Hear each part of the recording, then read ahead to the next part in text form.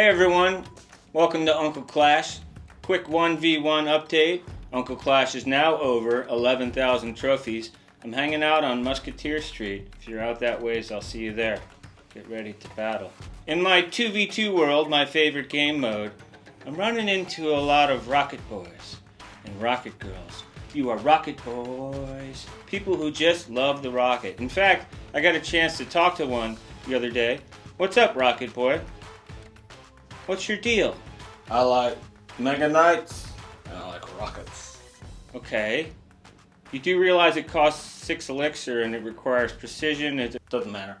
It does. It kind of... No, it doesn't. Alright. See what I'm dealing with? These are partners and sometimes opponents who love the rocket. A card that costs 6 does tremendous damage. I don't have any problems with it. I just have issues sometimes with the way people use it. Just the basic approach to this card. Again, it costs 6. It requires precision and requires experience. You gotta be careful with it. You gotta make it count. First off, don't shoot it at a monk. Yeah, that doesn't work out very well. Second of all, the people who carry this card and use it well usually tuck it. If I'm playing against someone who has a rocket, sometimes I won't find out they have it until a minute and a half in the game. And the reason why is the person using the rocket will wait. They'll get a look at the decks coming their way, and then they'll find a moment or a target, usually in conjunction with the tower, and they'll fire that thing off. The rocket is often a trade, sometimes for the elixir pump. And the other two cards that are 5 that I think are really acceptable to take out just because they're so problematic and dangerous are the Executioner and the Witch. But sometimes people shoot their rocket at me and they'll hit my tower and also target my Musketeer. Now, granted, the rocket gets the Musketeer, but that's 6 for 4. So I'm getting 2 elixir in that exchange minus the tower damage.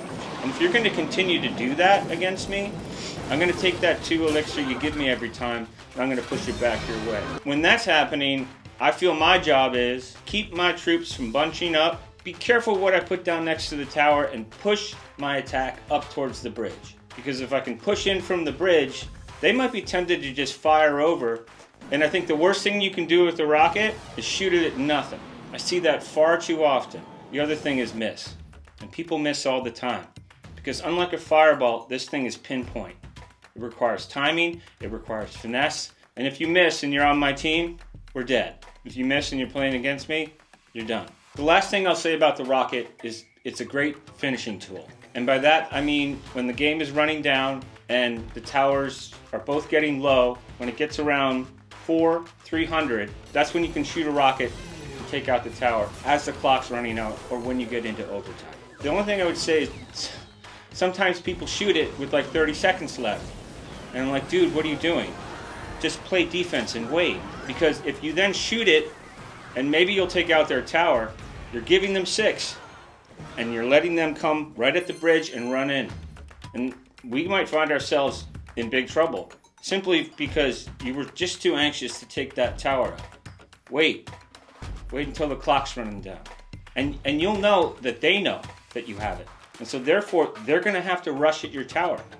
And because they're gonna come in so aggressively, if you put your defense together well, you can just fight them off. Fight them off, clock runs down, rocket. Done. So you hear that, rocket boy? See what I'm dealing with? I'll see you out in the arena. Continue to clash. Catch you next time.